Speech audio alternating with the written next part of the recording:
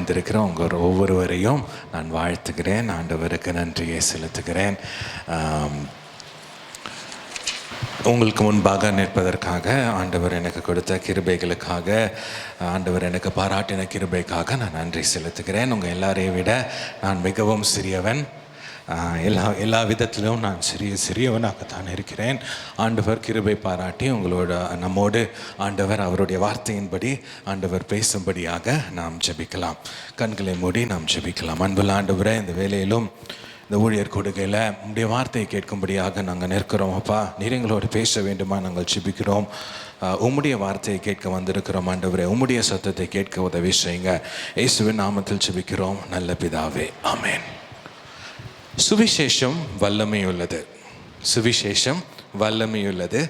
அந்த சுவிசேஷத்தை நாம் வாழ்ந்து காட்டும் பொழுது இன்னும் அதிகமான வல்லமை வெளிப்படும். அல்லேலூயா. சுவிசேஷம் வல்லமையுள்ளது. சுவிசேஷத்தை நீங்களும் நானும் வாழ்ந்து காட்டும் பொழுது இன்னும் அதிகமான வல்லமை வெளிப்படும். இன்னும் ஒரு விதத்தில் சொன்னால், நாம் இங்கிருந்து பிரசங்கிப்பதை நாம் வாழும் பொழுது வாழ்ந்து காட்டினால் அது மிகவும் அருமையாக இருக்கும். நின்று பேசுவது ஒரு விதத்தில் சொல்லணும்னா எளிதானது தான். ஆனால் பிரசங்கிப்பதை வாழ்ந்து காட்டுவது மிகவும் கடினம். பிலமோனுக்கு பவுல் எழுதின நிருபத்திலிருந்து நாம் இன்றைக்கு தியானிக்க போகிறோம். பிலமோனுக்கு பவுல் எழுதின நிருபத்திலிருந்து நாம் தியானிக்க போகிறோம். இங்கே ரொம்ப அழகாக பவுல் எழுதுகிறார். பவுல் தான் பிரசங்கித்த காரியங்களை அவர் வாழ்ந்து காட்டுகிறார். எப்படி வாழ்ந்து காண்பிக்கிறார் என்பதை இங்கே அழகாக அவர் படம் பிடித்து இங்கே காட்டுகிறார். பிலமோனுக்கு பவுல் எழுதின நிருபத்தை நாம் எடுத்துக்கொள்ளலாம். இந்த பிலமோனுக்கு பவுல் எழுதின நிருபம் எப்படிப்பட்டது என்பதை நாம் ஒரு அறிமுகத்தோடு நாம் பார்த்துவிட்டு அதில் என்ன பவுல் சொல்ல வருகிறார் என்பதை நாம் பார்க்க போகிறோம். அதிலிருந்து குறிப்பாக 3 பாடங்கள். பவுல் எப்படிப்பட்டவர்? பவுல் கடந்த கடிதங்களில் பயங்கரமாக பிரசங்கங்களை எழுதியிருக்கிறார், கருத்துக்களை எழுதியிருக்கிறார், கோட்பாடுகளை எழுதியிருக்கிறார். அதை எப்படி இந்த கடிதம், இந்த சின்ன கடிதம் பாருங்க, பிலமோன் எத்தனை வசனங்கள் இருக்கிறது? 25 வசனங்கள் தான் இருக்கிறது. எத்தனை அதிகாரங்கள் இருக்கிறது? ஒரே ஒரு அதிகாரங்கள் தான் இருக்கிறது. ஆனால் ரொம்ப சிறந்த அதிகாரம். ஏனென்றால் பவுல் அவர் பிரசங்கித்ததை வாழ்ந்து காட்டுகிறார். ஹல்லேலூயா. அவர் பிரசங்கித்த எல்லாவற்றையுமே இந்த சின்ன அதிகாரத்துக்குள்ள அவர் எப்படி வாழ்ந்து காட்டுகிறார் என்பது நம்மளால பார்க்க முடியும். இந்த சின்ன அதிகாரத்திலிருந்து சில தலைமைத்துவ பாடங்களை நாம் இன்று கற்றுக்கொள்ள போகிறோம். ஹல்லேலூயா. சில அறிமுகம். இந்த பிலமோனுக்கு எழுதின நிருபம் பவுல் ரோம சிறையில் இருக்கும் பொழுது அவர் எழுதியிருக்கிறாரு பாருங்க. பிலமோன் என்கிறவர் ஒரு பணக்கார மனிதன். அவர் ரோமராக இருக்கிறார். அவர் ரோமராக இருப்பதனாலே அவருக்கு அந்த காலத்து ரோமர்களுக்கு நிறைய பண வசதி இருந்திருக்கு. இவருக்கும் பிலமோனுக்கும் வீடு, பணம் எல்லாமே இருந்திருக்கிறது. அவர் ஆண்டவராகிய இயேசு கிறிஸ்துவை தெரிந்திருக்கிறார். எப்பன்னா, எபேசு பட்டணத்திற்கு பவுல் போன பொழுது, எபேசு பட்டணத்தில் பவுல் ஊழியம் செய்யும் பொழுது இந்த பிலமோன் என்கிற மனிதனும் பவுலை சந்தித்திருக்கிறார். அப்பொழுது ஆண்டவராகிய இயேசு கிறிஸ்துவை பற்றி அறிந்து கொள்வதற்கு பிலமோனுக்கு ஒரு வாய்ப்பு கிடைத்திருக்கிறது. பிலமோன் ஆண்டவராகிய இயேசு கிறிஸ்துவை பவுல் மூலமாக ஏற்றுக்கொண்டார். சரிங்களா? பவுல் மூலமாக ஏற்றுக்கொண்ட பிலமோன் என்ன பண்ணுகிறார்? அவருடைய வீட்டிலே, அதாவது கொலேசே என்கிற பட்டணம் இப்போ துருக்கி நாட்டில் இருக்குது. கொலேசே என்கிற பட்டணத்தில் அவர் அவருடைய வீட்டில் ஒரு சபையை ஆரம்பிக்கிறார். அப்போனா அந்த சபையில் இவர் தான் போதகராய் இருக்கக்கூடும். கொலேசே என்கிற பட்டணத்தில் யார் சபை போதகராக இருக்கிறார்? இந்த பணக்காரராகிய பிலமோன் சபை போதகராக இருக்கிறார். அவர் வீட்டு சபை நடத்தி வருகிறார். இவர் பணக்காரராக இருக்கிறதுனால நிறைய வேலைக்காரர்கள் இருக்க வாய்ப்பு இருக்கு. சரிதாங்களா? பணக்காரங்களா இருக்கிறதுனால அவர் வீட்டில் நிறைய வேலைக்காரங்க இருக்க வாய்ப்பு இருக்கு. அதில் சில பேர் அடிமைகளாக இருக்கவும் வாய்ப்பு இருக்கு. கரெக்டுங்களா? அந்த காலத்து ரோமர்களுக்கு அடிமைகள் அவங்க வீட்டில் இருப்பது சகஜமான விஷயம்தான். அதில் ஒரு அடிமை பெயர் ஒனேசிமு. சொல்லுங்க. ஒனேசிமு என்கிற ஒரு அடிமை அந்த பிலமோனுக்கு இருந்தார். அப்படிப்பட்ட அடிமையாக இருந்த ஒனேசிமு ஏதோ ஒரு பிரச்சனை வந்திருக்கிறது. ஒனேசிமுவுக்கும் பிலமோனுக்கும் ஏதோ ஒரு பிரச்சனை வந்திருக்கிறது. என்ன பிரச்சனைன்னு தெரியல. அவர் வீட்டை விட்டு ஓடி போய் விட்டார். ஓடி போன அடிமைகளுக்கு அந்த காலத்து ரோம சட்டத்தின்படி கடுமையாக தண்டனை கொடுக்க முடியும். இப்போ ஒனேசிமு அடிமையாக இருந்தார். ஆனால் அடிமையாக இருந்த ஒனேசிமு கொஞ்சம் காசு எடுத்துட்டு வீட்டை விட்டு ஓடி போய் விட்டார். இந்த இளைய குமாரன் கதை நமக்கு எல்லாருக்குமே தெரியும். அவர் என்ன பண்ணார், அப்பாட்ட காசு வாங்கிட்டு நல்லா வாழலாம் அப்படின்னு சொல்லிட்டு போயிட்டார். அப்போ அதே மாதிரி தான் இந்த ஒனேசிமு ஏதோ ஒரு காசை எடுத்துட்டு ரோமம் நகரத்துக்கு போய் நம்ம ஒரு நல்ல வாழ்க்கையை துவங்குவோம், நம்ம இனி அடிமையாக இருக்க வேண்டாம் அப்படின்னு சொல்லிட்டு ஏதோ ஒரு காரணத்தினால பணத்தை எடுத்துக்கொண்டு ரோம் நகரத்திற்கு சென்றது மாதிரி தெரியுது. நல்லா கவனிங்க, இது ரொம்ப முக்கியம் பாருங்க. அந்த காலத்து அடிமைகள் பிடிபட்டாங்க அப்படின்னா, அவங்க கள்ளத்தனம் பண்ணி இல்லை காசை திருடி பிடிபட்டாங்க ரோமர் கையில் அப்படின்னா, அவங்களை கொன்றுவிடும் அளவிற்கு சட்டங்கள் ரொம்பவும் மோசமாக இருந்தது அந்த காலத்தில். அப்படிப்பட்ட ஒரு நெருக்கடியில் ஒனேசிமு ஓடி போய்விட்டார். இப்போ எப்படியோ ரோம் நகரத்தில் இருக்கும் பொழுது ரோம் சிறையில், அதாவது ரோமுடைய வீட்டு சிறையில் பவுல் இருக்கிறார். அங்கே பவுலை சந்திக்கும்படியாக ஒனேசிமுவுக்கு எப்படியோ ஒரு வாய்ப்பு கிடைத்து விட்டது. பவுலை சந்தித்த ஒனேசிமுவுக்கு ஆண்டவராகிய இயேசு கிறிஸ்துவின் அன்பை யார் சொல்றார்? பவுல் எடுத்து உரைக்கிறார். ஒனேசிமு ரட்சிக்கப்படுகிறார். ஆண்டவராகிய இயேசு கிறிஸ்துவின் அன்பை அவர் புரிந்து கொள்கிறார். ஆண்டவராகிய இயேசு கிறிஸ்துவின் இரத்தத்தினாலே யார் கழுவப்படுகிறார்? ஒனேசிமு கழுவப்படுகிறார். இப்போ ஒனேசிமு பவுலுக்கு ரொம்ப உதவியாக இருக்கிறார். என்னென்ன பண்ணியிருப்பாரு நீங்க யோசிச்சு பார்க்க முடியும். சமைச்சு கொடுத்துருப்பாரு, ஒரு வேளை கால் வலிக்குதுன்னு, ஆனால் பவுல் ஒரு 60 வயசுக்கு மேலே இருக்காரு, கால் வலிக்குதுன்னு சொல்ல கால் அமுத்தி விட்டுருப்பாரு. நிறைய வேலைகளை செய்து கொண்டு இருக்கிறார். ஒனேசிமு ரொம்ப உதவியாக இருக்கிறார். யாருக்கு? பவுலுக்கு. பவுல் இருக்கிற அந்த ரோம சிறையில் ரொம்ப உதவியாக இருக்கிறார். ஆனால் பவுல் திடீர்னு யோசிக்கிறாரு, இவன் யாருக்கு சொந்தமானவன்? பிலமோனுக்கு சொந்தமானவன். இவன் ஏன் கூட இருக்கிறது சரியில்லை என்று சொல்லி ஒரு கடிதத்தை எழுதி திரும்பி அனுப்புகிறார். யாருக்கு அனுப்புகிறார்? பிலமோனுக்கு அனுப்புகிறார். ஒரு கடிதத்தை எழுதி அனுப்புகிறார். அந்த கடிதத்தில் என்ன குறிப்பிட்டிருக்கிறார் என்பதை நாம் பார்க்க போகிறோம். என்ன குறிப்பிட்டிருக்கிறார் என்பதை பார்த்து தான் அதிலிருந்து தான் நாம் கற்றுக்கொள்ள போகிறோம். இந்த பிலமோனுக்கு பவுல் எழுதின இந்த நிருபத்தில் 3 முக்கியமான நபர்கள் இருக்கிறாங்க. யாருங்க? பவுல், ஒரு பணக்கார ரோம போதகராகிய பிலமோன், ஓடிப்போன அடிமையான ஒனேசிமு இருக்கிறார். இது நடுவில் தான் நம்ம தலைமைத்துவ பாடகத்தை நாம் கற்றுக்கொள்ள போகிறோம். ஏன் இது ரொம்ப முக்கியம் என்றால், பவுல் பிரசங்கித்த எல்லாவற்றையுமே இந்த கடிதத்திலே அவர் வாழ்ந்து காட்டி இருக்கிறார். முன்னாடி இருக்கிற நிருபங்களை பார்த்தீங்க, கலாத்தியர், எபேசியர், கொரிந்தியர், பிலிப்பியர். அங்கே பவுல் பிரசங்கித்திருக்கிற அன்பை, தாழ்மையை, ஒற்றுமையை, எல்லாரும் நம்ம கிறிஸ்துவுக்குள் ஒன்றாக இருக்கிறோம் என்று சொல்லி ரொம்ப அழகாக பவுல் எழுதியிருக்கிறார். அதை எல்லாவற்றையும் இங்கே அவர் வாழ்ந்து காட்டுகிறார். இது ஏதோ யாருக்கோ எழுதுனது இல்லை, இங்கே ரொம்ப குறிப்பாக இருக்கு பாருங்க. பிலமோனுக்கு எழுதின நிருபம். அங்கே அடிமை ஒருத்தர் தெளிவாக இருக்கிறார். அவர் பேர் ஒனேசிமு. அவர் ஏதோ எடுத்துக்கொண்டு பணத்தை திருடி கொண்டு ஓடி வந்து விட்டார். அவரை திரும்பி அனுப்புவதற்காக இவர் முயற்சி எடுக்கிறார் என்பது மிக மிக தெளிவாக இருக்கிறது. இங்கே பவுலுக்கு ஒரு ரிஸ்க் இருக்கு பாருங்க. பவுலுக்கு ஒரு ஆபத்து இருக்கு. ஏனென்றால் இப்போ பவுல் ஒரு உயர்ந்த நிலையில் இருக்கிற ஒரு ஊழியர். இவர் யாருக்கு கடிதம் எழுதுறாரு? ஒரு அடிமைக்கு ரெக்கமெண்ட் பண்ணி இவரை சேர்த்துக்கோங்க அப்படின்னு சொல்லி ஒரு கடிதத்தை எழுதுறார். இங்கே ஒரு ரிஸ்க் என்னன்னா, பவுலுடைய நெருங்கிய நண்பரான பிலமோனை அவர் இழந்து விட வாய்ப்பு இருக்கு.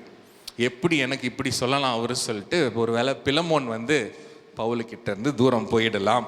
ஒனேசிமுவின் வாழ்க்கை முடிந்து போகலாம். ஒருவேளை ஒனேசிமு பிலமோன் கிட்ட போய் அவர் ஜெயிலில் தூக்கி போட்டார்னா ஒனேசிமுவோட வாழ்க்கை முடிந்து போயிடும். பவுலுக்கு தன் மதிப்பை இழந்து விடுறதுக்கு ஒரு வாய்ப்பு இருக்கு. ஆனாலும் பவுல் இதை செய்கிறார். ஏனென்றால் பவுல் இதை செய்வதுதான் சரியானது என்று தெரிந்தெடுத்து பவுல் இதை செய்து முடிக்கிறார்.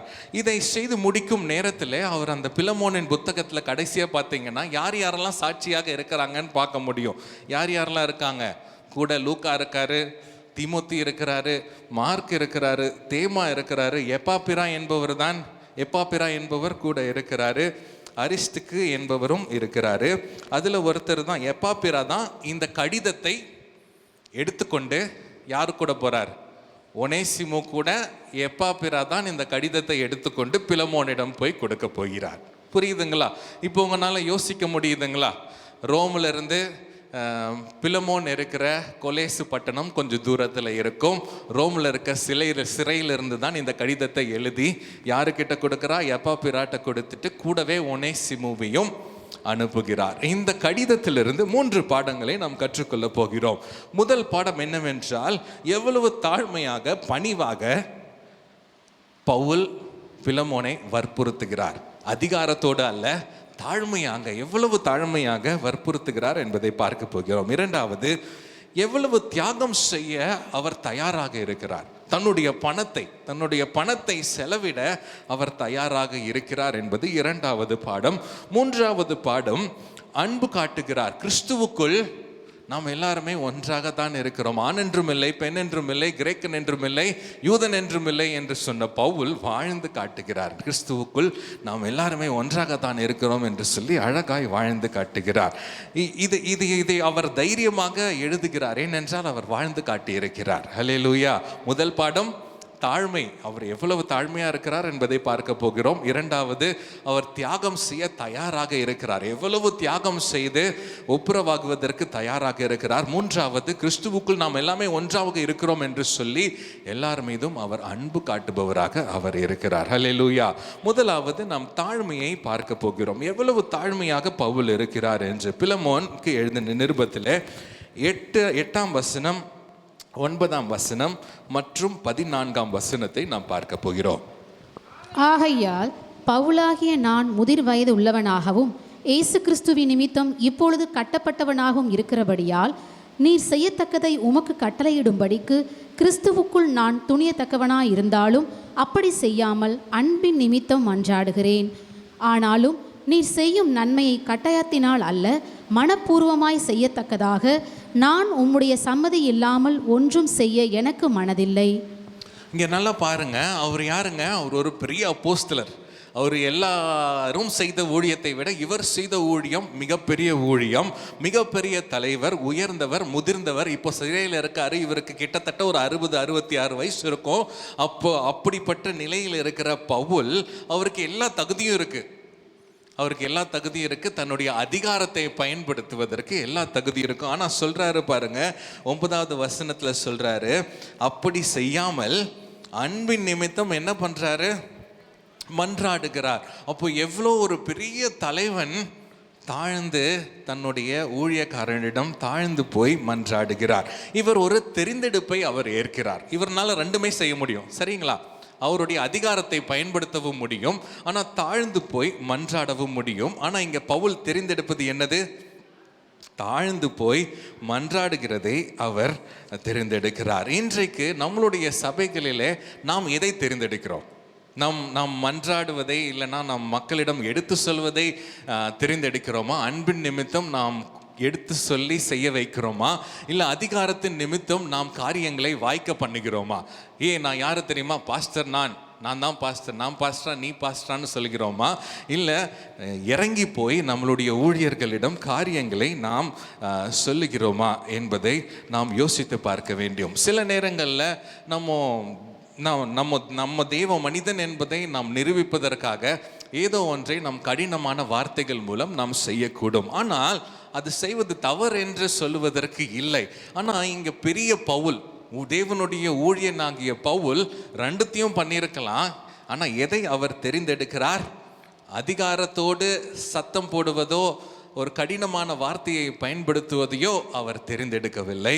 அவர் தாழ்மையோடு அன்பை தெரிந்தெடுத்து மன்றாட்டை தெரிந்தெடுக்கிறார். ஹல்லேலூயா. இன்றைக்கு நீங்களும் நானும் கட்டளையிடுவதை விட மன்றாட்டை தெரிந்தெடுப்போம் என்றால் அது நல்லது. ஏன் நல்லது?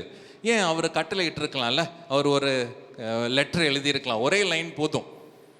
பிலமோன் அவர்களே, ஒனேசிமுவை அனுப்புகிறேன், நீர் அவரை சகோதரனாக ஏற்றுக்கொள்ளவும். கரெக்டுங்களா? ஒரே லைன் போதும். ஏன்னா பவுல் என்பது பவுல் மூலயமாக தான் பிலமோன் ஆண்டவரை தெரிந்தெடுக்கிறார். ஒரு வார்த்தை, ஒரு லைன் மாத்திரம் போதும், அந்த லெட்டர் முடிந்துவிடும். அவரும் ஏற்றுக்கொண்டிருப்பார்.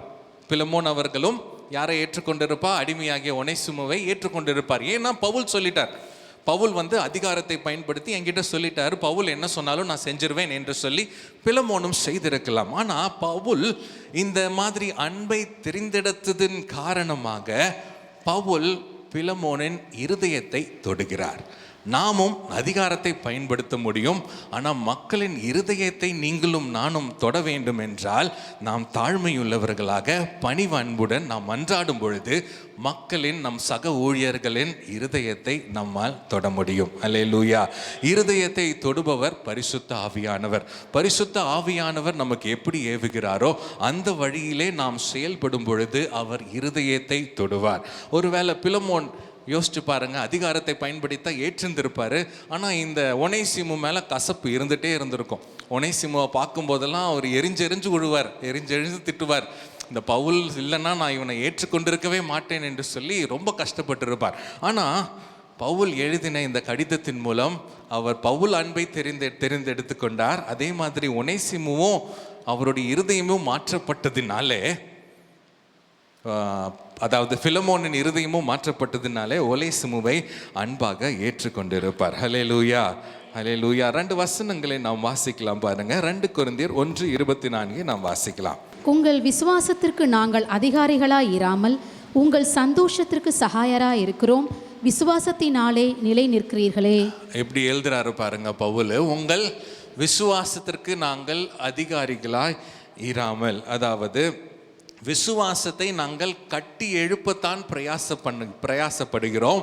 அது நிமித்தமாக உங்கள் மேல் அதிகாரம் செலுத்த நாங்கள் பிரயாசப்படவில்லை, நாங்கள் ஆளுகை செய்ய விரும்பவில்லை, கண்ட்ரோல் செய்ய விரும்பவில்லை என்று சொல்லி இங்கே தெளிவாக எழுதுகிறார். அதே மாதிரி பேதுருவும் எழுதுகிறார். 1 பேதுரு 5:3 பார்க்கலாம். சுதந்திரத்தை இருமாப்பாய் ஆளுகிறவர்களாக அல்ல, மந்தைக்கு மாதிரிகளாகவும் கண்காணிப்பு செய்யுங்கள்.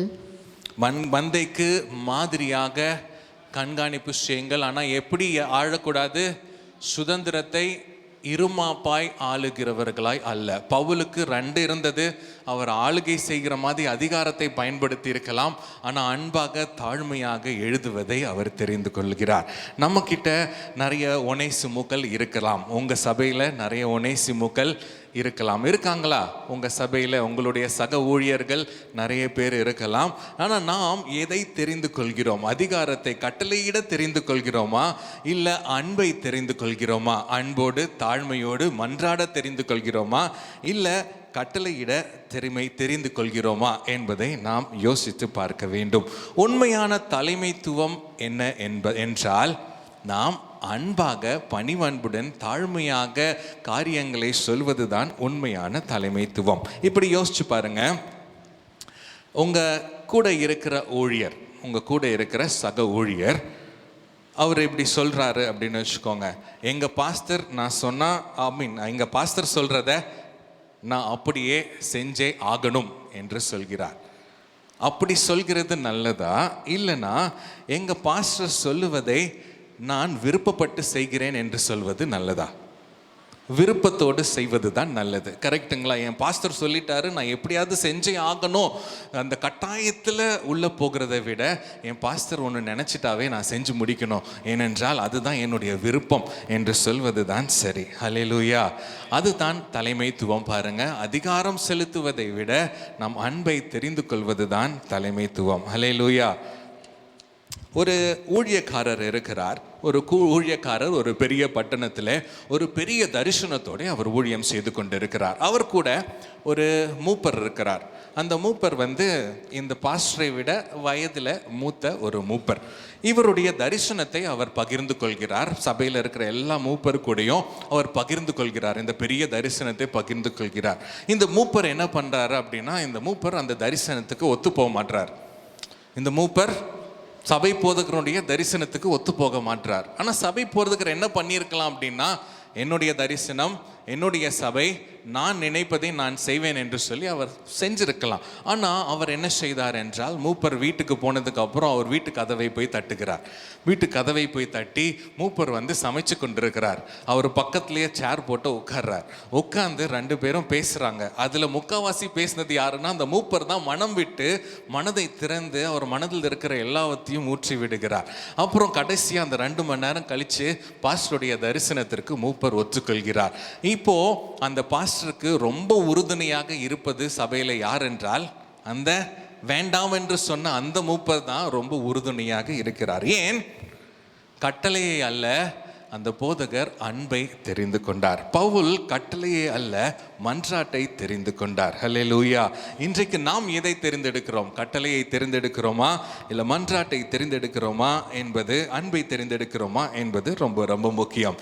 2வது பாடம், நாம் இந்த பிலமோனுக்கு பவுல் எழுதின புத்தகத்திலிருந்து நாம் கற்றுக்கொள்ள வேண்டிய 2வது பாடம் என்னவென்றால், நாம் தியாகத்தோடு நடந்து கொள்ள வேண்டும். நாம் தியாகத்தோடு ஊழியம் செய்ய வேண்டும். சில வசனங்களை வாசிக்கலாம். 17-19 பிலமோனுக்கு எழுதின நிருபத்தில் 17, 18, 19 நாம் வாசிக்கலாம். ஆதலால் நீர் என்னை உம்மோடே ஐக்கியமானவன் என்று எண்ணினால் என்னை ஏற்றுக்கொள்வது போல அவனையும் ஏற்றுக்கொள்ளும். அவன் உமக்கு யாதொரு அநியாயம் செய்ததும் உம்மிடத்தில் கடன்பட்டதும் உண்டானால் அதை என் கணக்கிலே வைத்துக்கொள்ளும். பவுலாகிய நான் இதை என் சொந்த கையாலே எழுதினேன். நான் அதை செலுத்தி தீர்ப்பேன். நீர் உம்மை தாமே எனக்கு கடனாக செலுத்த வேண்டுமென்று நான் உமக்கு சொல்ல வேண்டியது இல்லையே. எப்படி சொல்றாரு பாருங்க பவுல். என்ன சொல்றாரு? அதை என் கணக்கிலே வைத்துக்கொள்ளும். என்னதை? அதாவது இந்த கடனா இல்லை, அதாவது அந்த காசை திருடிட்டு வந்துட்டார் இல்லையா ஒனேசிமோ, பிலமோன் கிட்ட இருந்து காசை திருடிட்டு ஓடி போயிட்டாரு. அது எவ்வளோ காசுன்னு தெரியல. அது எவ்வளோ காசாக இருந்தாலும் யார் செலுத்துகிறேன்? பவுலாகிய நான் செலுத்துகிறேன். என்னுடைய சொந்த கையால் நான் இதை எழுதுகிறேன். நான் கண்டிப்பாக அதை செலுத்தி தீருவேன். ஆனால் யாரை ஏற்றுக்கொள்ளு? இந்த ஒனேசிமோவை ஏற்றுக்கொள்ளு என்று சொல்லி பவுல் எழுதுகிறார். நல்லா யோசிச்சு பார்த்தீங்க அப்படின்னா, ஒனேசிமோ யாரோ ஒருவர், பவுலுக்கும் இவருக்கும் சம்மந்தமே இல்லை. கரெக்டுங்களா? பவுலுக்கும் இவருக்கும் சம்மந்தமே இல்லை. இது பவுலுக்கு வாங்கின காசா? அந்த ஒனேசிமு காசு எடுத்துகிட்டு வந்து பவுல்கிட்ட கொடுத்தாரா? இல்லை. பவுலுக்கும் அந்த காசுக்கும் சம்மந்தம் இல்லை. ஆனால் பவுல் இங்கே போய் நிற்கிறாரு, ஏன் கணக்கில் எழுதுங்க அப்படின்னு சொல்கிறாரு. இவர் வெறும் அன்பு, இரக்கம், பாசத்தை மட்டும் காட்டவில்லை. இவர் அதற்கும் மேலாக போகிறார். அந்த பிரச்சனைக்கும் அந்த திருட்டுக்கும் அந்த பிரச்சனைக்கும் தண்டனைக்கும் நடுவாக போய் பவுல் நிற்கிறார். புரியுதுங்களா நான் சொல்றது உங்களுக்கு? தவறு செய்த மனிதன், தவறு செய்த ஒனேசிமு இந்த சைடில் இருக்கிறாரு. அவரு அங்கே போனார்னா தண்டனை கிடைக்கும். ஆனால் தண்டனைக்கும் தவறு செய்த ஒனேசிமுவுக்கும் நடுவாக யார் நிற்கிறா? பவுல் நிற்கிறான். இது நமக்கு கேட்ட மாதிரி இருக்குதான் இல்லைங்களா? யார் இதை செய்தா? இயேசு கிறிஸ்து நமக்கு இதை செய்தார். ஹல்லேலூயா. இதுதான் சுவிசேஷம். இந்த சுவிசேஷத்தை தான் பவுல் இங்கே வாழ்ந்து கொண்டிருக்கிறார். இதை தான் கல்வாரி நமக்கு காட்டும் அன்பாக இருக்கிறது. கல்வாரியிலே ஆண்டவராக இயேசு கிறிஸ்து என்ன செய்தார்? நம்மளுடைய பாவத்தை அவர் சுமந்து கொண்டார். நாம் ஏற்றுக்கொள்ள வேண்டிய தண்டனையை, நாம் செலுத்த வேண்டிய காரியத்தை அவர் சிலுவையிலே செய்து முடித்தார். 2 கொரிந்தியர் 5:21 நாம் வாசிக்கலாம். இன்னொருவர் கொலேசியர் 2:14 நாம் வாசிக்கலாம். நாம் அவருக்குள் தேவனுடைய நீதியாகும்படிக்கு பாவம் அறியாத அவரை நமக்காக பாவமாக்கினார். பாவம் அறியாத அவர் யாருக்காக பாவமானார்? நமக்காக பாவமானார். அதை தான் இங்கே பவுல் பண்ணுறாரு. பாவம் அறியாதவர் தான் பவுல். அவர்கிட்ட காசு அவர் காசு கொடுக்க வேண்டியன்னு அவசியம் இல்லை. ஆனால் ரெடியாக இருக்கேன், நான் காசு செலவு பண்ணவும் ரெடியாக இருக்கேன். ஆனால் ஒனேசிமுவை நீ ஏற்றுக்கொள் என்று சொல்லி பிலமோனிடம் அவர் சொல்லுகிறார். கொலேசியர் 2:14 வாசிக்கலாம். நமக்கு எதிரடையாகவும் கட்டளைகளால் நமக்கு விரோதமாகவும் இருந்த கையெழுத்தை குலைத்து அதை நடுவில் இராதபடிக்கு எடுத்து சிலுவையின் மேல் ஆணி அடித்து துரைத்தனங்களையும் அதிகாரங்களையும் உரிந்து கொண்டு வெளியரங்கமான கோலமாக்கி அவைகளின் மேல் சிலுவையிலே வெற்றி சிறந்தார். நமக்கு வர வேண்டிய தண்டனைகள், நாம் பாவிகள், நமக்கு என்ன தண்டனை வர வேண்டும் என்று எழுதப்பட்டு இருக்கிறதோ அதை சிலுவையிலே ஆண்டவர் முறியடித்து வெற்றி சிறந்தார். ஹல்லேலூயா, ஹல்லேலூயா. பரிகாரியாகிய இயேசு நமக்கும் பாவத்திற்கும் நடுவே நின்று நமக்கு பரிசுத்தத்தை அவர் மீட்டு கொடுத்தார் சிலுவையிலே. ஹல்லேலூயா. அதை தான் இங்கே சொல்லுகிறார் பவுல் 17, 18, 19 வசனத்தில் ரொம்ப தெளிவாய் சொல்லுகிறார். சுவிசேஷத்தை வாழ்ந்து காட்டுகிறார். கிறிஸ்துவின் அன்பை, கிறிஸ்து சிலுவையிலே என்ன செய்தாரோ அதை நாமும் செய்ய வேண்டும் என்பதற்காக அவர் அங்கே அழகாக எழுதுகிறார். ஹல்லேலூயா. கொஞ்சம் நம்ம யோசிச்சு பார்க்கணும் பாருங்க. நாம் வேதாகம நிருபங்களில் அநேக தரம் நம்ம வாசிக்கிறோம், நம் ஒருவரின் பாரத்தை ஒருவர் சுமக்க வேண்டும் என்று அநேக தரம் வாசிக்கிறோம். ஆனால் எப்பொழுது நாம் கடைசியாக நம் சபை மக்களுடைய பாரத்தை சுமந்தோம்?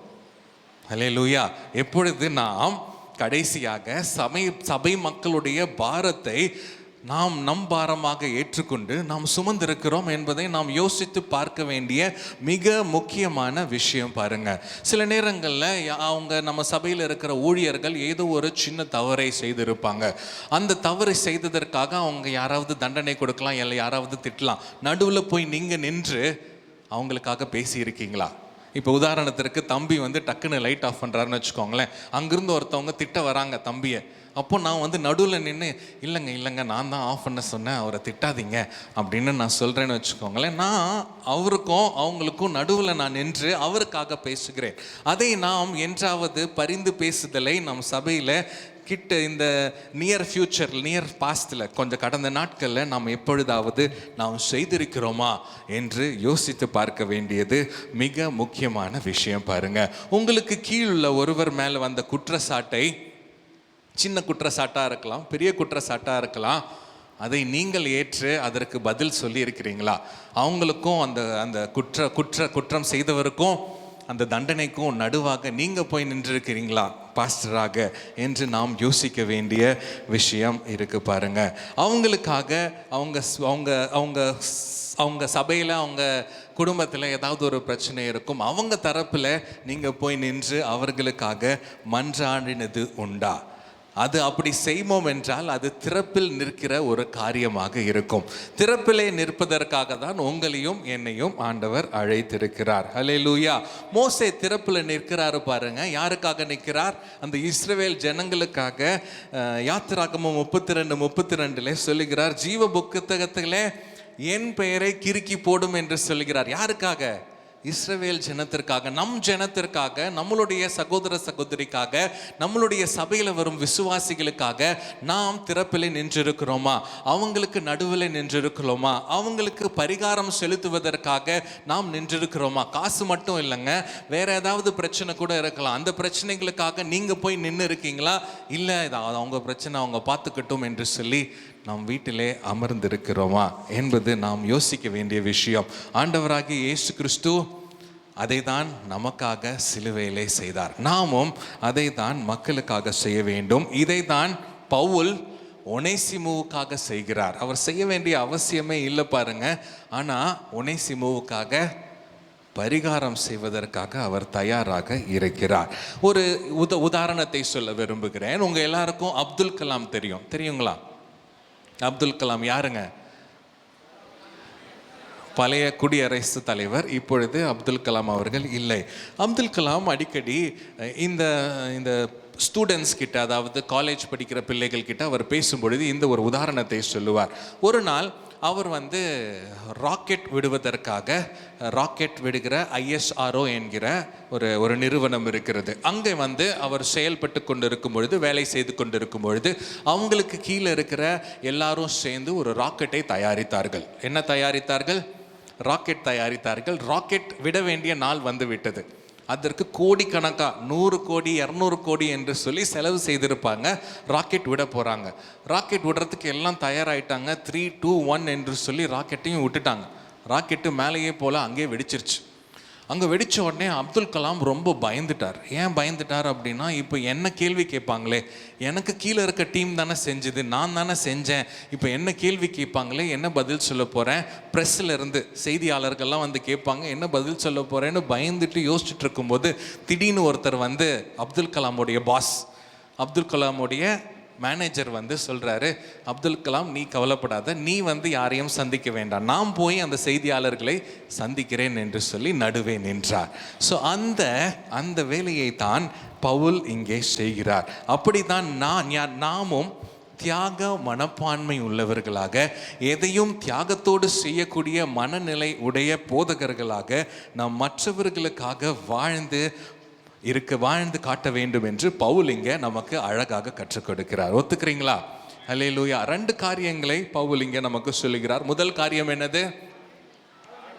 தாழ்மையோடு நாம் இருக்க வேண்டும், தாழ்மையோடு மக்களிடம் நாம் செயல்பட வேண்டும். 2வது, தியாகத்தோடு பரிந்துரைக்க வேண்டும். பவுல் இங்கே அழகா தியாகத்தோடு பரிந்துரைக்கிறார். நீங்கள் அவர் செலுத்த வேண்டிய அடிமையாகிய ஒனேசிமு செலுத்த வேண்டிய என்ன பணமாக இருந்தாலும் சரி, நான் செலுத்துகிறேன், கண்டிப்பாக நான் செலுத்துகிறேன் என்று சொல்லி எழுதுகிறார். 3வது காரியத்தை நாம் பார்க்க போகிறோம், அன்பு. இது வெறுமையான ஒரு அன்பு இல்லை பாருங்க, வேற்றுமை எல்லாவற்றையும் கடந்து ஒரு ஒற்றுமையை கொண்டு வருகிற ஒரு அன்பை பவுல் இங்கே வெளிப்படுத்துகிறார். பிலமோன் 15-16 வசனங்களை நாம் வாசிக்கலாம். அவன் என்றென்றைக்கும் உம்முடையவனாய் இருக்கும்படிக்கும் இனிமேல் அவன் அடிமையானவனாக அல்ல, அடிமையானவனுக்கு மேலானவனாகவும் பிரியமுள்ள சகோதரனாய் இருக்கும்படிக்கும் கொஞ்ச காலம் உம்மை விட்டு பிரிந்து போனானாக்கும். எனக்கு அவன் பிரியமான சகோதரனானால் உமக்கு சரீரத்தின் படியேயும் கர்த்தருக்குள்ளும் எவ்வளவு பிரியமுள்ளவனாய் இருக்க வேண்டும். இங்கே பாருங்க, நல்லா பார்த்தீங்கன்னா இங்கே சொல்கிறாரு, பிலமோனுக்கு பவுல் வந்து எழுதுறாரு, பிலமோன் அவர்களே, இவரை என்ன ஏற்க வேண்டும்? மன்னிக்கிறது மாத்திரம் இல்லை, ஜஸ்ட் மன்னிச்சு ஏற்றுக்கோங்கன்னு மட்டும் சொல்லலை, மன்னிச்சு அடிமையாக ஏற்றுக்க வேண்டாம். எப்படி ஏற்றுக்கணும்? கிறிஸ்துவுக்குள் சகோதரனாக ஏற்றுக்கோங்க. சர்ச்சில் ஒரு மெம்பர் மாதிரி, ஊழியத்தில் அவரை வைத்து சகோதரனாக பிலமோன் அவர்களை நீங்கள் பயன்படுத்துமாறு உங்களை அன்புடன் கேட்டுக்கொள்கிறேன் என்று சொல்லி பவுல் சொல்கிறாரு.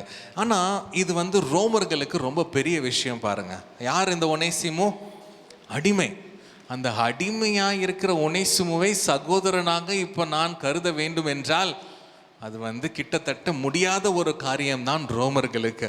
ஆனால் இதை பவுல் துணிந்து சொல்லுகிறார். சரிங்களா? பவுல் வந்து துணிந்து இதை எழுதுகிறார். நீ அடிமையாக அவனை ஏற்றுக்கொள்ளக்கூடாது, எனக்காக அவனை நீ சகோதரனாக ஏற்றுக்கொள்ள வேண்டும் என்று சொல்லி துணிந்து எழுதுகிறார். எப்படி துணிந்து எழுதுவதற்கு இவருக்கு தைரியம் வந்தது என்றால், இவர் வாழ்ந்து காட்டினார். எப்படி வாழ்ந்து காட்டினார் என்பதை பார்க்கலாம். இவர் வந்து பிரசங்கித்திருக்கிறார். கலாத்தியர் 3:28 பிரசங்கித்திருக்கிறார். கொலேசியர் 3:11 ஒருமைப்பாட்டை பற்றி பேசியிருக்கிறார். நம்ம எல்லாருமே ஒன்று தான், வேற்றுமை இல்லாமல் நாம் எல்லாருமே ஒன்றாக இருக்க வேண்டும் என்று பேசியிருக்கிறார். நாம் வாசிக்கலாம். கலாத்தியர் 3:28. யூதன் என்றும் கிரேக்கன் என்றும் இல்லை, யூதன் என்றும் கிரேக்கன் என்றும் இல்லை, அடிமை என்றும் சுயாதீனன் என்றும் இல்லை, அடிமை என்றும் சுயாதீனம் என்றும் இல்லை, ஆண் என்றும் பெண் என்றும் இல்லை, ஆண் என்றும் பெண் என்றும் இல்லை, நீங்கள் எல்லாரும் கிறிஸ்து இயேசுவுக்குள் ஒன்றாய் இருக்கிறீர்கள். நீங்கள் எல்லாரும் கிறிஸ்து இயேசுவுக்குள் எப்படி இருக்கிறோம்? ஒன்றாக இருக்கிறோம் என்று பவுல் எழுதியிருக்கிறார். இதை தான் 3:11 கொலோசியர்லையும் எழுதியிருக்கிறாரு பாருங்க. அதிலே கிரேக்கன் என்றும் யூதன் என்றும் இல்லை, விருத்த சேதனம் உள்ளவன் என்றும் விருத்த சேதனம் இல்லாதவன் என்றும் இல்லை, புறஜாதியன் என்றும் புற தேசத்தான் என்றும் இல்லை, அடிமை என்றும் சுயாதீனன் என்றும் இல்லை, கிறிஸ்துவே எல்லாரிலும் எல்லாமுமாய் இருக்கிறார். ஆமென். கிறிஸ்துவே எல்லாரிலும் எல்லாமுமாய் இருக்கிறார். நாம் கிறிஸ்துவுக்குள் ஒன்றாக இருக்கிறோம் என்று பவுல் எழுதியிருக்கிறார். இந்த பிலமோனுக்கு எழுதின நிருபத்தில் 10வது வசனத்தை நாம் பார்க்கலாம் பாருங்க. என்னவென்றால், கட்டப்பட்டிருக்கையில் நான் பெற்ற என் மகனாகிய ஒனேசிமுக்காக உம்மை மன்றாடுகிறேன். மகனாகிய ஒனேசிமு, அடிமையாகிய ஒனேசிமுன்னு சொல்லல, மகனாகிய ஒனேசிமு.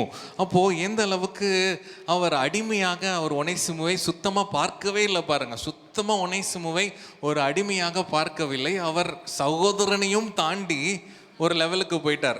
மகனாக இந்த ஒனேசிமுவை பார்க்கிறதுனால இவர் தைரியமாக எழுதுகிறார். பிலமோனிடம் தைரியமாக எழுதுகிறார், நான் அவனை மகனாக பார்க்கிறேன், நீ அவனை சகோதரனாக நீ நிச்சயமாக ஏற்றுக்கொள்ள வேண்டும் என்று சொல்லி எழுதுகிறார்.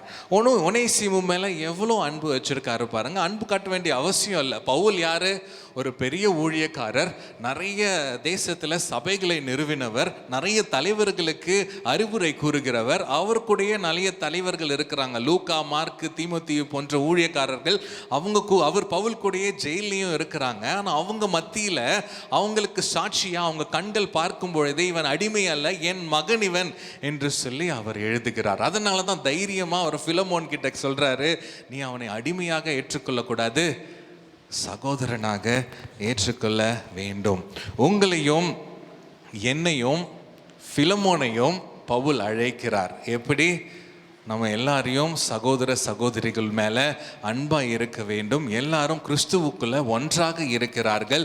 வேற்றுமை நமக்குள்ளே காணப்படவே கூடாது.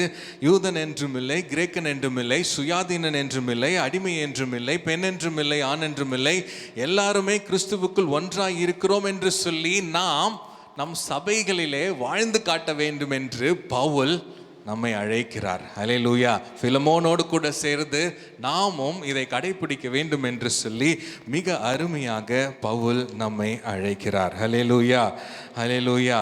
ஒன்றாய் இருக்கும்படி, அன்பு செலுத்த வேண்டும்படி பவுல் நம்மை அழைக்கிறார். 17வது வசனத்தை பாருங்க. இன்னும் ஆழமாக அவர் எடுத்து சென்று கொண்டே இருக்கிறார். ஆதலால் நீர் என்னை உம்மோடே ஐக்கியமானவனென்று எண்ணினால் என்னை ஏற்றுக்கொள்வது போல அவனையும் ஏற்றுக்கொள்ளும்.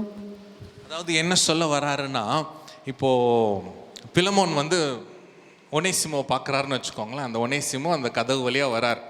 இங்கே பிலமோன் நிற்கிறாருன்னு வச்சுக்கோங்களேன். நீ ஒனேசிமுவா பார்க்கக்கூடாது. நீ ஒனேசிமுவை பவுல் வராரு என்பது போல நீ பார்க்க வேண்டும்.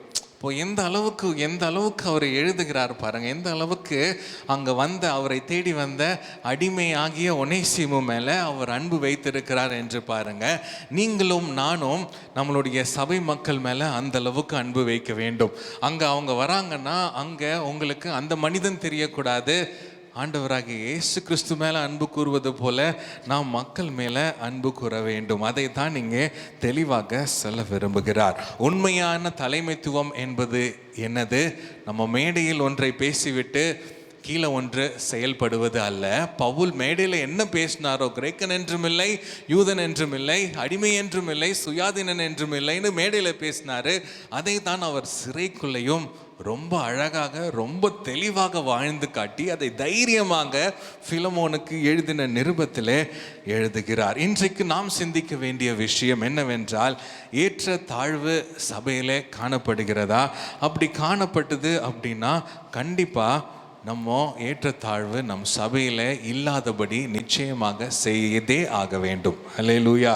எல்லாரும் கிறிஸ்து இயேசுவுக்குள் ஒன்றாக இருக்கிறோம். கிரேக்கன் என்றும் இல்லை, யூதன் என்றும் இல்லை. பவுல் என்னென்னலாம் பிரசங்கித்தாரோ அவர் நடைமுறையில் அவர் செய்து காட்டி இந்த பிலமோனில் எழுதியிருக்கிறார். அதனால தான் மற்ற எல்லா நிருபங்களை விட இந்த நிருபம் மிகவும் வல்லமை வாய்ந்தது. இந்த சின்ன 25 வசனம் தான், ஆனால் இது ரொம்ப வல்லமை வாய்ந்தது. ஏனென்றால் அங்கே நிருபங்களில் என்னென்னலாம் எழுதினாரோ இதை அவர் ரொம்ப தெளிவாக அழகாக வாழ்ந்து காட்டுகிறார். என்னென்னத்தை வாழ்ந்து காட்டுகிறார்? அவர் பணிவிடையை காட்டுகிறார். பணிவிடை செய்வது தான் தலைமைத்துவம் என்று சொல்லி தெளிவாக பேசுகிறார். அதிகாரம் செலுத்துவது தலைமைத்துவம் அல்ல. பணிவிடை செய்து தாழ்மையோடு நீங்கள் உங்கள் சக ஊழியரிடம் நடந்து கொள்வது மாத்திரமே தலைமைத்துவம் என்று ரொம்ப தெளிவாக சொல்லுகிறார். மற்றவர்களுக்கு நீங்க செலவிட ஆயத்தமாக இருக்க வேண்டும். நீங்க மாத்திரம் நன்றாக இருக்க வேண்டும் அல்ல என்று அல்ல, நீங்க மற்றவர்களுக்கு செலவிட பண்ணவும் ஆயத்தமா இருந்தேன். ஓகே, இன்னொரு வசனத்துல அவர் சொல்லுகிறாரு பாருங்க, செலவு பண்ணவும் செலவிடப்படவும் நான் ஆயத்தமாக இருக்கிறேன் என்று சொல்லுகிறார். அதாவது என்ன சொல்ல வருகிறார் என்றால், என்கிட்ட இருக்கிற பணத்தை நான் கொடுத்து செலவு பண்ண, ஊழியத்துக்காக செலவு பண்ண ஆயத்தமாக இருக்கிறேன். என் பாக்கெட்டில் இருக்கு, என் சொந்த காசை ஊழியத்திற்கு என்று கொடுத்து செலவு பண்ண ஆயத்தமாக இருக்கிறேன். அதை தாண்டி என்னையும் முழுவதுமாக கொடுக்க நான் தயாராக இருக்கிறேன் என்று சொல்லுகிறார். என்ன வசனங்க? 2 கொரிந்தியர் 12:15. ஆதலால் நான் உங்களில் எவ்வளவு அதிகமாய் அன்பு கூறுகிறேனோ அவ்வளவு குறைவாய் உங்களால் அன்பு கூறப்பட்டிருந்தாலும் மிகவும் சந்தோஷமாய் நான் உங்கள் ஆத்துமாக்களுக்காக செலவு பண்ணப்படவும் விரும்புகிறேன். அல்லேலூயா.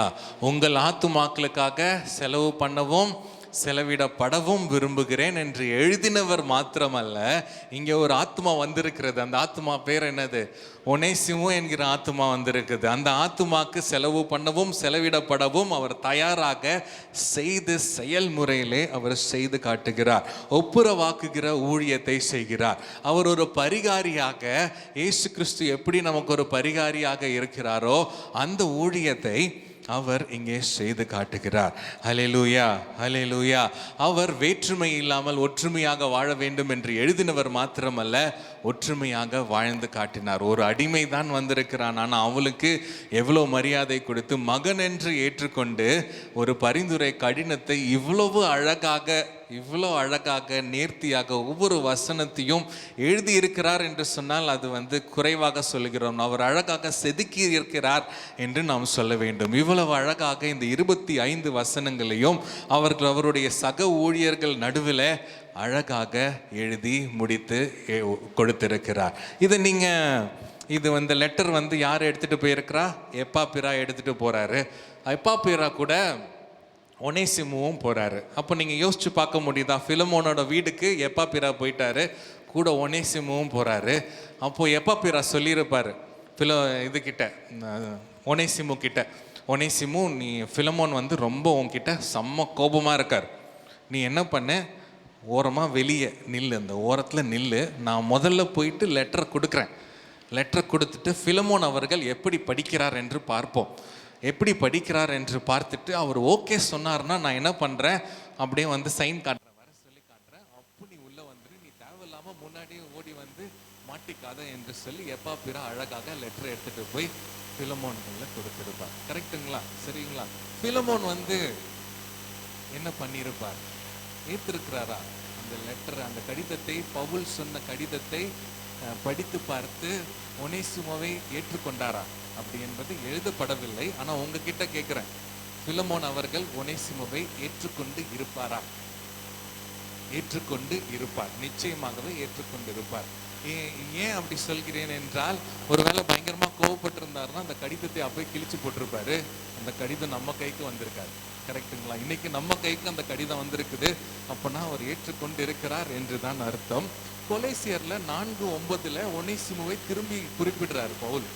ஒனேசிமு என்கிற உத்தம ஊழியனே என்று சொல்லி பவுல் குறிப்பிடுறாரு பாருங்க. கொலேசியர்ல 4ஆம் அதிகாரம் 9ஆம் வசனத்துல குறிப்பிடுகிறார். அவனையும் உங்களில் ஒருவனாய் இருக்கிற உண்மையும் பிரியமுள்ள சகோதரனாகிய ஒனேசிமு என்பவனையும் உங்களிடத்தில் அனுப்பியிருக்கிறேன்.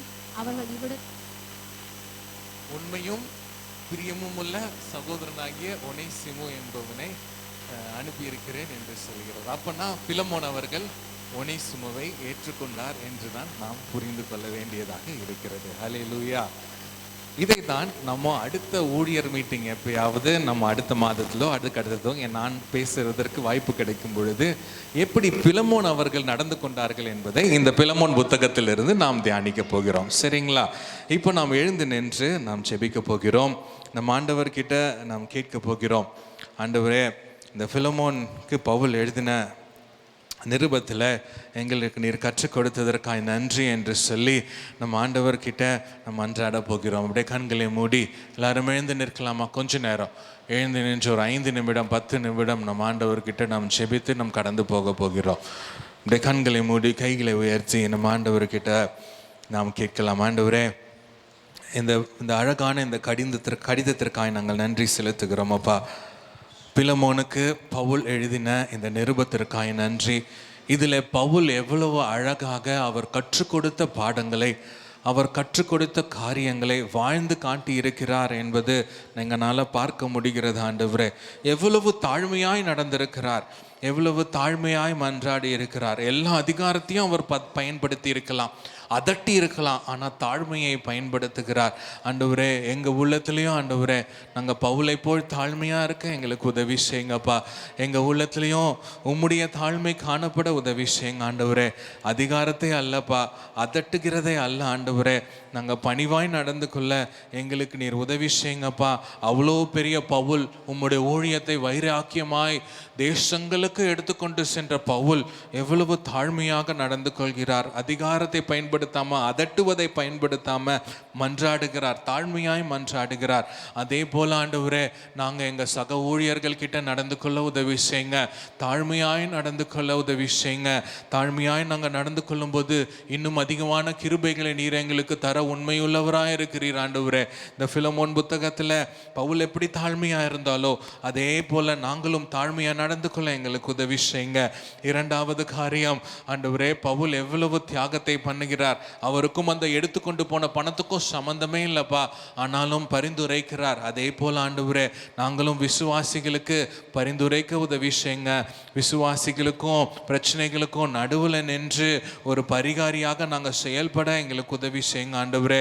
அவர்களை காப்பாற்ற உதவி செய்யுங்க ஆண்டவரே.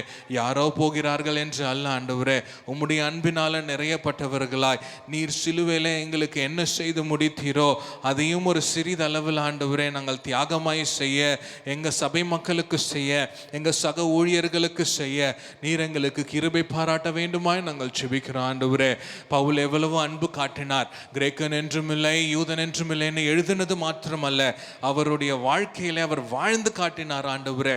நாங்களும் வாழ்ந்து காட்ட எங்களுக்கு நீர் கிருபை பாராட்ட வேண்டுமாய் நாங்கள் ஜெபிக்கிறோம். அன்புள்ள ஆண்டவரே, இந்த நாளுக்காய் நன்றி செலுத்துகிறோம் அப்பா. இந்த பிலமோன் என்கிற நிருபத்திற்காய் நன்றி செலுத்துகிறோம். எங்கள் உள்ளத்தை நீங்கள் நிரப்பினதற்காய் நன்றி ஆண்டவரே. உம்முடைய சிந்தையினால் எங்கள் உள்ளத்தை நிரப்பினதற்காய் நன்றி. ஒரு பணிவிடையின் ஆவி எங்கள் உள்ளத்தை நிரப்புவதாக இப்பொழுதே இந்த நிமிடத்தில் ஆண்டவரே, உம்முடைய ஆவியானவர் ஒரு பணிவிடை செய்யும் தாழ்மையுள்ள ஆவியை நீர் எங்களுக்கு கட்டளையிட வேண்டுமாய் நாங்கள் ஜெபிக்கிறோம் ஆண்டவரே. நாங்கள் உம்முடைய அன்பினால் நிறைக்கப்பட்டவர்களாய் நிரப்பப்பட்டவர்களாய் நாங்கள் தினம்தோறும் செயல்பட உதவி செய்யுங்க. எந்த சூழ்நிலையில் எந்த பிரச்சனைகளின் நடுவிலும் நாங்கள் அதிகாரத்தை பயன்படுத்தி அதட்டாம ஆண்டவரே தாழ்மையோடு நடந்து கொள்ள நீர் எங்களுக்கு உதவி செய்ய வேண்டுமா நாங்கள் ஜெபிக்கிறோம் ஆண்டவரே. நாங்கள் திறப்பிலே நிற்பதற்காக எங்களை அழைத்திருக்கிறீங்க. நாங்கள் திறப்பிலே எப்பொழுதும் நிற்க உதவி செய்யுங்க. மனிதர்களுக்காக, விசுவாசிகளுக்காக, சக ஊழியர்களுக்காக நாங்கள் திறப்பிலே நின்று மன்றாட எங்களுக்கு நீர் கிருபை பாராட்ட வேண்டுமா நாங்கள் ஜெபிக்கிறோம். ஒரு ஒப்புரவாக்குற ஊழியத்தை நாங்கள் செய்ய, ஒன்றாக செயல்பட எங்களுக்கு உதவி செய்யுங்க ஆண்டவரே. நாங்கள் வேற்றுமை பார்க்காதபடி ஆண்டவரே, ஏற்றத்தாழ்வு பார்க்காதபடி, பணக்காரன் ஏழை பார்க்காதபடி, ஜாதிகளை நாங்கள் பார்க்காதபடி, எல்லாரும் உமக்குள் ஒன்றாய் இருக்கிறோம் என்ற மேலான சத்தியத்தை நாங்கள் அறிந்து நாங்கள் வாழ்ந்து காட்ட உதவி செய்யுங்க ஆண்டவரே. நாங்கள் வாழ்ந்து காட்டும் பொழுது எங்கள் சபை மக்கள் எங்களை பார்த்து கொண்டே இருக்கிறாங்க ஆண்டவரே. நாங்கள் உம்முடைய சுவிசேஷத்தின்படி நாங்கள் வாழ்கிறோமா என்று பார்த்து கொண்டே இருக்கிறாங்க. நாங்கள் அவங்க முன்னாடி சாட்சியாய் நாங்கள் இருக்க எங்களை ஒப்பு கொடுத்து நாங்கள் ஜெபிக்கிறோம். எங்களுக்கு நீர் உதவி செய்து நீர் நடத்த வேண்டுமா நாங்கள் ஜெபிக்கிறோம் அப்பா. அப்படியே நீர் செய்கிறதற்காய் நன்றி செலுத்துகிறோம், நன்றி செலுத்துகிறோம். இந்த ஊழியர் கூடுகைக்கு வந்த ஊழியர்களுக்காய் உமக்கு நன்றி செலுத்துகிறோம்ப்பா. அவங்க ஊழியங்களுக்காய் ஜெபிக்கிறாங்க. அவங்க ஊழியத்தின் தேவைகளை சந்திங்க. அவங்க ஊழியத்தில் இருக்க விசுவாசிகளை ஆசீர்வதிங்க, சக ஊழியர்களை ஆசீர்வதிங்க. உம்முடைய மேல இருக்கிற அன்பு இன்னும் அதிகமாய் பெருகட்டும் ஆண்டவரே. உன் மேல அதிகமாய் அன்பு செலுத்த உதவி செய்யுங்க. அவங்க சக ஊழியர்கள் மேல இன்னும் அதிகமாய் அன்பு செலுத்த உதவி செய்யுங்க. அவங்களுடைய விசுவாசிகள் மேல இன்னும் அதிகமாய் அன்பு செலுத்த உதவி செய்யுங்க. அப்படியே நீர் அழகாய் நடத்த போகிற கிருபைக்காய் உமக்கு நன்றி செலுத்துகிறோம். இயேசுவின் நாமத்தில் ஜெபிக்கிறோம் நல்ல பிதாவே, ஆமென், ஆமென். நம்ம எல்லாரும் சேர்ந்து சொல்லலாம். ஆத்துமாவே திரை சோத்ரி, முழுமே பரிசுத்த நாமத்தை சோத்ரி.